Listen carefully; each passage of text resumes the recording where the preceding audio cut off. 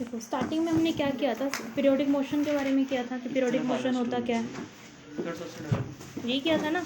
Periodic motion क्या है, periodic motion की तो पीरियोडिक मोशन वो मोशन होता है जो अपने आप को एक रेगुलर इंटरवल ऑफ टाइम के बाद क्या करता है, रिपीट करता है।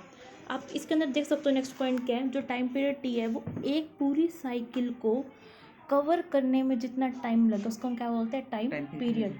और जो ये आपको दिख रही है ना, ये वाली, इसको हम बोलते हैं वन वेव। और 1/t क्या होता है, फ्रिक्वेंसी। फ्रिक्वेंसी की यूनिट क्या होती है, हर्ट्ज। इवन हम जब बोलते हैं, आप 9th क्लास में भी पढ़ते थे, हम बोलते तो क्या होती है, साउंड एनर्जी ट्रेवल करती है। तो साउंड की यूनिट क्या होती है, हर्ट्ज। क्या यूनिट होती है साउंड की, हर्ट्ज होती है साउंड की यूनिट। ये आप देखते हो 1 ऑसिलेशन पर सेकेंड। फिर हमने क्या किया था नेक्स्ट पॉइंट के अंदर, हमें पता है कि डिस्प्लेसमेंट जो होती है किसकी इक्वल होती है, a cos omega t plus 5। ये क्या थी हमारे पास, डिस्प्लेसमेंट। कि किसी भी क्षण पे जो डिस्प्लेसमेंट है वो हम बोल के चल रहे हैं वो क्या है, वो x है। और यहाँ पे जो a है वो क्या होता है, मैक्सिमम डिस्प्लेसमेंट, जिसको हम बोलते हैं एम्पलीट्यूड। कोई भी वेव है अगर जो उसकी मैक्सिमम डिस्प्लेसमेंट होएगी उसको हम बोलते हैं एम्पलीट्यूड। और हमारी कोई भी पीरियोडिक वेव होती है जो ऑसिलेटरी मोशन कर रही है उस मोशन को हम बोलते हैं सिंपल हार्मोनिक मोशन। क्या बोलते हैं, सिंपल हार्मोनिक मोशन। हम उसको रिप्रेजेंट करते हैं साइन या कॉस की टर्म में। उसके बाद हमने क्या किया, डिफरेंशिएशन किया। याद रखना, अगर हम डिस्टेंस को टाइम से डिवाइड करते हैं तो क्या आता है, वेलोसिटी। अगर हम डिस्टेंस का टाइम के रिस्पेक्ट में डिफरेंशिएशन कर देंगे तो क्या आ जाएगा, वेलोसिटी। तो आपको क्या करना है, dx बाय dt आपको क्या दे देगा, वेलोसिटी किसी एक पर्टिकुलर टाइम t पे। तो बच्चे ए तो कांस्टेंट है, यहाँ वैसे तो हम इसमें और इसमें क्या लगाएंगे, प्रोडक्ट रूल लगाएंगे, UV rule, but a constant इसको एज इट इज लिख लो। कोस का डिफरेंशिएशन क्या होता है, माइनस साइन। तो माइनस बाहर साइन ओमेगा टी प्लस 5। तो आगे ओमेगा टी का कितना होगा, ओमेगा 5 का क्या होगा, 0। तो एक ओमेगा बाहर, तो a omega sine of omega t plus 5। आगे समझ में। अब दोबारा से इसका डिफरेंशिएशन कर दो, तो दोबारा से करोगे तो क्या हो जाएगा, ए तो एज इट इज रहेगा, इस ये वाला, ये ए तो एज इट इज रहेगा, करके देखना, सिंपल मैथ है। ये ए तो एज इट इज रहेगा, एक ओमेगा एज इट इज रहेगा, साइन का क्या होता है, प्लस कोस, माइनस का माइनस, ओमेगा टी प्लस 5 और ओमेगा टी का omega, omega omega omega square. अगर आप ध्यान से देखो ये पूरी चीज़ तो एक्स है, एक्स है ना पूरी चीज़ तो ए को हम लिख सकते हैं माइनस का ओमेगा स्क्वायर एक्स। अब यहाँ से रूल समझो, ये तो हमारे पास एक्सेलरेशन आई। अगर हम फोर्स की बात करें तो फोर्स क्या होता है, मास मल्टीप्लाई एक्सेलरेशन। यही हम पढ़ते आ रहे हैं, फोर्स क्या होता है, मास मल्टीप्लाई एक्सेलरेशन। इस पॉइंट को ध्यान से समझो, हम फोर्स को बोलते हैं मास मल्टीप्लाई एक्सेलरेशन, ये एक्सेलरेशन है। तो मतलब कि अगर ये चीज़ तो एक्सेलरेशन है ना, अगर इसको मास से मल्टीप्लाई कर दो तो क्या बन जाएगा, फोर्स बन जाएगा। तो फोर्स क्या आ जाएगी, m मल्टीप्लाई में ओमेगा स्क्वायर एक्स। तो फोर्स का फॉर्मूला ये भी लिख सकते हो। अभी आपने हुक्स लॉ पढ़ा नेक्स्ट पॉइंट में, पॉइंट नंबर 8 ध्यान से देखो कि फोर्स क्या होता है, माइनस का के एक्स। अब यहाँ से एक और चीज़ सुनो, अगर बच्चे फोर्स माइनस का के एक्स होता है तो ये चीज़ फोर्स की इक्वल होएगी। तो आप यहाँ से इक्वेट कर दो, क्या इक्वेट करोगे यहाँ से, माइनस का m omega square x is equal to में माइनस का के एक्स। के यहाँ कॉन्स्टेंट होता है, एक्स कितना उसने डिस्टेंस ट्रेवल किया, कोई भी स्प्रिंग है उसको खींचते हैं तो कितना डिस्टेंस ट्रेवल कर रही है, वहाँ पर हम हुक्स लॉ लगाते हैं। अभी आपको समझाती हूँ, ये देखो इस एक्स से ये एक्स कट गया, ओमेगा इस माइनस से माइनस कट गया। अब ये m इधर आके किसका हो जाएगा, डिवाइड का, k बाय m। और ये स्क्वायर इधर आके क्या हो जाएगा, स्क्वायर रूट। तो स्क्वायर को हम हटा के यहाँ लिख सकते हैं स्क्वायर रूट। तो ओमेगा की वैल्यू क्या आ गई, under root k by m। समझ में आया कैसे आई, जिसकी डेरिवेशन आ जाए कि ओमेगा की डेरिवेशन बताओ in terms of spring constant and mass, तो आप क्या लिखोगे, ये लिखोगे। अब ये हुक्स लॉ है क्या, ये समझो। हुक्स लॉ बच्चे तब लगता है जब हमारी बॉडी कोई स्प्रिंग है, लाइक यहाँ मैं वर्टिकल स्प्रिंग ले रही हूँ बच्चे, आपके पास कोई स्प्रिंग है, ठीक है, इस तरीके से है, आपने यहाँ पे इसको ऐसे खींचा तो इसकी लंबाई क्या होगी, बड़ी हो जाएगी। जब आपने इसको खींचा तो ये ऐसे होगी ना, मतलब इतना डिस्टेंस इसने क्या कर लिया, ट्रेवल कर लिया एक्स। अब हमेशा स्प्रिंग को आप खींच रहे हो, ठीक है, लेकिन वापस हमेशा जाती है, खींचते हो आप, रबड़ खींचते हो, बड़ी स्प्रिंग के अप्लाई होता है, वापस जाएगी ना। तो इसके यहाँ पे अपोजिट फोर्स लग रही है, वो क्या है, रिस्टोरिंग फोर्स। जिस तरफ डिस्प्लेसमेंट है, अगर डिस्प्लेसमेंट इस तरफ है, नीचे की तरफ है, तो फोर्स कहाँ लग रही है, ऊपर की तरफ, समझ रहे हो, ऊपर की तरफ जाना चाह रही है। तो इसलिए फोर्स किसके डायरेक्टली प्रोपोर्शनल है, जितने ज़्यादा डिस्टेंस से खींचोगे उतनी ज़्यादा फोर्स लगेगी, लेकिन माइनस अपोजिट डायरेक्शन में। इस बात को समझ रहे हो। और ये डायरेक्टली प्रोपोर्शनल का साइन हटा के क्या जाता है, के, स्प्रिंग कांस्टेंट। तो यहाँ पे ये दिया था हुक्स नाम के साइंटिस्ट ने, बन गया हुक्स फॉर्मूला, क्या है, फोर्स इक्वल टू माइनस का के एक्स। किस पे अप्लाई होता है, स्प्रिंग के केस में अप्लाई होता है। देखो बच्चे, हुक्स लॉ में हमने क्या किया था कि ये स्प्रिंग है, ठीक है, क्या बात करी थी, स्प्रिंग है, अगर आपने स्प्रिंग को खींचा, ये इसकी इक्विलिब्रियम पोजीशन थी, अगर कुछ खींचो, मतलब इसको कुछ भी हमने किया, हमने इसको फोर्स लगाई, तो ये नीचे की तरफ आएगा, ठीक है, क्या आएगा, ये नीचे की तरफ आएगा। तो हम डिस्प्लेसमेंट नीचे की तरफ हो रही है ना, स्प्रिंग की नीचे की तरफ हो रही है, तो फोर्स क्या लगेगी, ऊपर की तरफ।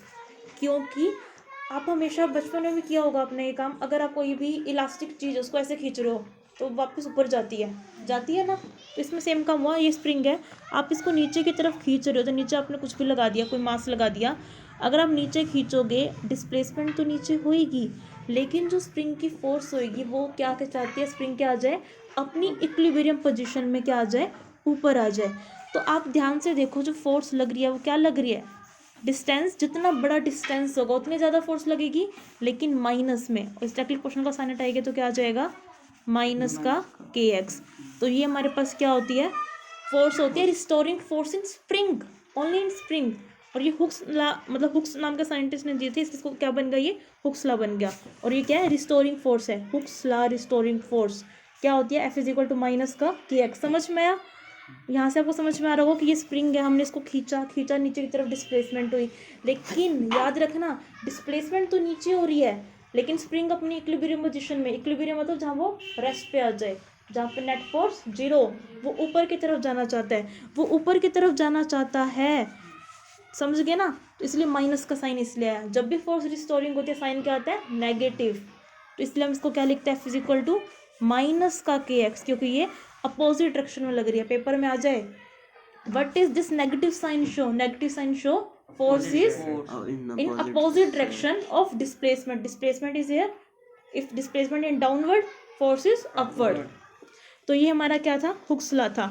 हुक्स लॉ से हमने क्या डिराइव कर लिया, अभी हमने बोला कि अगर ये एंगुलर मोमेंटम, अगर ये वाली स्प्रिंग एसएचएम के अंदर है, सिंपल हार्मोनिक मोशन में है, मेरे बात ध्यान सुनना, हमने क्या बोला, अगर ये स्प्रिंग एसएचएम में है तो सिंपल हार्मोनिक मोशन में जो फोर्स होती है क्या होती है, माइनस का एम ओमेगा स्क्वायर एक्स होती है ये।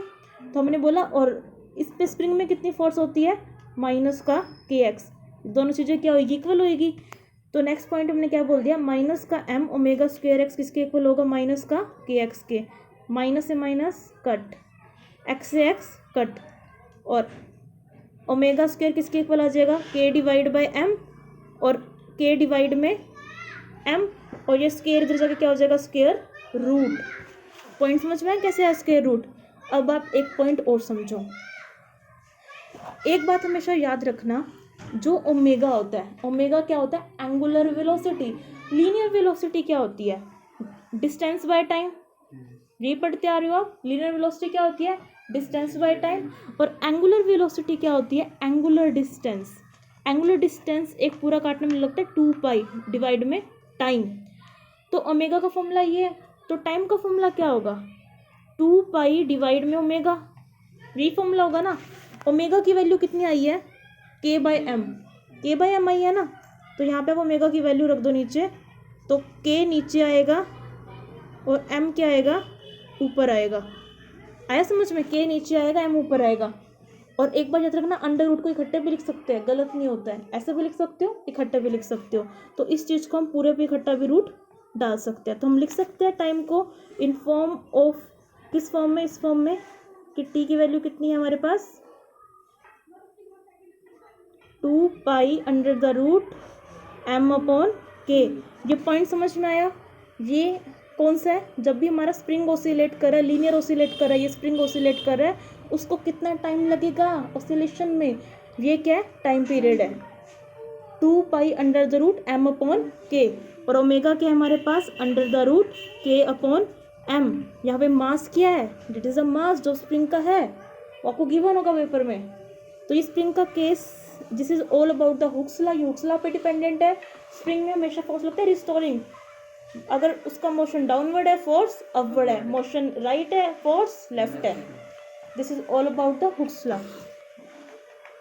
पढ़ो तो डैम्पिंग फोर्स क्या फोर्स है, जो डिक्रीज हो रही है एक्सटर्नल फोर्स के कारण। आप इस वेव को देख पा रहे होगे, ये वेव का एम्पलीट्यूड डिक्रीज हो रहा है, दिखाई दे रहा है आपको, आपको दिखाई दे रहा है, ये कम होते जा रहा है एम्पलीट्यूड इसका। अच्छा एम्पलीट्यूड होता क्या है, ये चीज आप देख रहे हो, दैट इज द एम्पलीट्यूड। इस वेव का एम्पलीट्यूड ये है, इसका ये है। तो आप बहुत आसानी से देख पा रहे हो चीज कम होती जा रही है। आपकी पहली लाइन क्लियर हुई, mechanical energy in real oscillating system decreasing during oscillation because of external forces. वो फोर्सेस जिसके अंदर इसका जो मैकेनिकल एनर्जी है वो डिक्रीज होती जाएगी। क्या होती जाएगी, डिक्रीज। डिक्रीज मतलब कम होती जाएगी। आपको यहाँ दिखाई भी दे रहा है कि ये क्या होता जा रहा है, कम होता जा रहा है। उसको हम क्या बोलते हैं, डैम्प्ड ऑसिलेशन। हाँ मतलब कि पहले झूला झूल रहे हो आप, इसको छोड़ दिया, हाँ तो पहले तो बहुत दूर तक जा रहा है वो झूला, ठीक है, जैसे कि ऐसे है, ये बॉब है, पहले तो यहाँ तक जा रहा था, नेक्स्ट ऑसिलेशन में ये यहाँ तक आ रहा है, नेक्स्ट में यहाँ तक। एक टाइम ऐसे भी आएगा, यहाँ से रुक भी जाएगा, लेकिन एकदम से नहीं होता है। ये बिल्कुल देख रहे हो आप, लास्ट में कितना जाता है, बहुत छोटा होता जाता है ये। तो that is the damped oscillation. और डैम्प्ड ऑसिलेशन क्यों होता है, क्योंकि इसके अंदर ऑसिलेशन इनहिबिट होता है। इसमें हम ये बोल देते हैं कि एनर्जी किस में कन्वर्ट हो रही है, थर्मल एनर्जी में। और यहाँ पे इसका फॉर्मूला भी पढ़ोगे आपको, जैसे इसके अंदर स्प्रिंग के केस में भी होता है फॉर्मूला, डैम्प्ड फोर्स क्या होगा, माइनस का BV। तो डैम्प्ड ऑसिलेशन वो कौन सा ऑसिलेशन है जिसके अंदर एम्पलीट्यूड क्या होता है, डिक्रीज होता है। और डिक्रीज क्यों होता है, क्योंकि उसमें एनर्जी लॉस होता है। याद रखना, बहुत ही ईजी डेफिनेशन है। डैम्प्ड ऑसिलेशन वो ऑसिलेशन है जिसके अंदर एम्पलीट्यूड क्या होगा, डिक्रीज। डिक्रीज वर्ड याद रखना हमेशा, एम्पलीट्यूड क्या होगा, डिक्रीज। डिक्रीज क्यों होगा, क्योंकि उसमें एनर्जी का लॉस हो जाएगा, एनर्जी का लॉस हो जाएगा फ्रॉम द सिस्टम। अब ये सिस्टम क्या है, सिस्टम वो चीज़ है जिसको हम ऑब्जर्व कर सकते हैं, जिसमें हम रिएक्शन को महसूस कर सकते हैं। अब एक आता है word forced oscillation. Forced oscillation क्या ऑसिलेशन है, कि ऑसिलेशन प्रोड्यूस हो रहा है जब हम सिस्टम को क्या कर रहे हैं, फोर्स दे रहे हैं। जैसे कि अगर आप झूला झूल रहे हो, अगर आपको कोई पीछे से फोर्स लगा रहे हो, जब खुद से अपने पैरों से फोर्स लगा रहे हो, तो क्या तो ऑसिलेशन होगा, फोर्स्ड ऑसिलेशन, जिसको आप एक्सटर्नल फोर्स अप्लाई कर रहे हो। एक्सटर्नल मतलब बाहर से, कि आप झूला झूल रहे हो, आपका फ्रेंड पीछे से झुला रहा है तो फोर्स दे रहा है, आप कह रहे हो भाई देखो मेरा तो एम्पलीट्यूड कम ही नहीं हो रहा, मैं तो पहले भी वहां तक जा रहा था, अभी वहां तक जा रहा हूँ। क्यों, क्योंकि आपको एक फोर्स मिल रही है। लेकिन अगर फोर्स ना दिए जाए तो आपको ऑसिलेशन कैसा हो जाएगा, डैम्प्ड। डैम्प्ड मतलब जिसका एम्पलीट्यूड कम होता जाए। They you have to be read the word here, resonance. Remember resonance word आपने लास्ट में पढ़ा। तो रेजोनेंस क्या होता है, ध्यान सुनो। रेजोनेंस कब होता है, resonance occur when A system which is forced into oscillating with larger amplitude. कि हम सिस्टम को फोर्स कर रहे हैं, ये झूला झूल रहा था, इसका दोस्त इसको झुला रहा था, ठीक है। अब झूला झूलना से अगर सिंपल हम बात करें तो कैसे, डैम्प्ड ऑसिलेशन है, लेकिन एक्सटर्नल फोर्स के कारण उसका एम्पलीट्यूड लार्ज ही रह रहा है। क्या रह रहा है, लार्ज ही रह रहा है। तो कंडीशन क्या होगी, जो फ्रिक्वेंसी है तो सेम ही है ना एक दूसरे से हर बार की, तो उसमें हम उसको लगभग इक्वल लेके आ रहे हैं, यानी कि इक्वल होगा, हम उसको लगभग इक्वल लेके आ रहे हैं। तो उस केस में एम्पलीट्यूड को हम क्या बोलते हैं, रेजोनेंस। तो that is the condition of resonance. वो किसी कंडीशन हो जाती है, रेजोनेंस की कंडीशन हो। तो डैम्प्ड ऑसिलेशन क्या है, जिसमें एम्पलीट्यूड क्या होता जाएगा, कम होता जाएगा। अभी हमने क्या पढ़ा, कितना होता है डैम्प्ड फोर्स कितनी होती है, माइनस का BV। क्या होती है, माइनस का BV। ये क्या होती है एक्चुअली, यहाँ पे जो ड्रैग फोर्स लग रही है, देखो इसमें लिख रखा है FD, लिख रखा है ना NCERT में FD। FD मतलब ड्रैग फोर्स, जो उसको कम कर रही है। अच्छा हम ड्रैग फोर्स को बोल देते हैं भाई, ये जो फ्रिक्शनल फोर्स भी हो सकती है। V यहाँ पे क्या है, वेलोसिटी किसकी, ऑब्जेक्ट की, जो कि मूव हो रहा है किसमें, मीडियम में। Velocity of the object moving through the medium, वो क्या हमारे पास वेलोसिटी है। और B क्या है, कांस्टेंट है। भाई हम बोल रहे हैं जितना ज़्यादा ऑब्जेक्ट क्या जाएगा, तेजी से हिलेगा, उतनी अपोजिट में उसको देखो। हम बात करें झूले की, झूला मैं ऐसे सोच लो कि यहाँ बैठे हो आप, झूला जितनी ज़्यादा वेलोसिटी से जा रहा है आगे की तरफ, उतनी ही ज़्यादा फोर्स पीछे की तरफ लगेगी। तो इसलिए directly proportional to minus of velocity. जब हम डायरेक्टली प्रोपोर्शनल का साइन हटाएंगे तो क्या आ जाएगा, डैम्पिंग कांस्टेंट या फिर ड्रैग कांस्टेंट, उसको हम क्या बोल देते हैं, B। B is a damping constant, b क्या है, डैम्पिंग कांस्टेंट। तो बच्चे ड्रैग फोर्स का फॉर्मूला क्या बन गया, F is equal to minus of b v, F is equal to minus of b v, और यहाँ पे बी क्या है, डैम्पिंग कांस्टेंट, और वी क्या है, हमारे ऑब्जेक्ट की वेलोसिटी। ये पॉइंट क्लियर हो रहा। उसके बाद और जो नेगेटिव साइन क्या इंडिकेट करे, दोनों की डायरेक्शन क्या ऑफकोर्स अपोजिट है, नेगेटिव साइन हमेशा क्या इंडिकेट करता है, डायरेक्शन क्या होगी। अच्छा, डैम्पिंग फोर्स वही जिसका एम्पलीट्यूड क्या हो रहा है, कम होता जा रहा है। अब यहाँ पे आपको जो ये रिप्रेजेंटेशन कर रखी है, आप इस एक्स को एक्स की जगह क्या लिख सकते हो, ए भी लिख सकते हो। ए मतलब एम्पलीट्यूड किसी प्रतिशत पे, किसी पर्टिकुलर टाइम पे, इसको एक्स भी लिख सकते हो। किसी पर्टिकुलर टाइम पे क्या होगा, किसका फंक्शन होगा, ये ए नोट होता है स्टार्टिंग वाला एम्पलीट्यूड, जो मैक्सिमम एम्पलीट्यूड है उसका फंक्शन होगा। ई यहाँ पे क्या होता है, एक्सपोनेंशियल, एक्सपोनेंशियल की पावर। अब इसको इस फॉर्म में भी लिख सकते हो, माइनस ओमेगा टी इस फॉर्म में भी लिख सकते हो, दोनों ही ठीक है। ये आपको बस याद करना है, इसकी क्या होगा, पावर होगा। और यहाँ पे गामा क्या है, डैम्पिंग फैक्टर।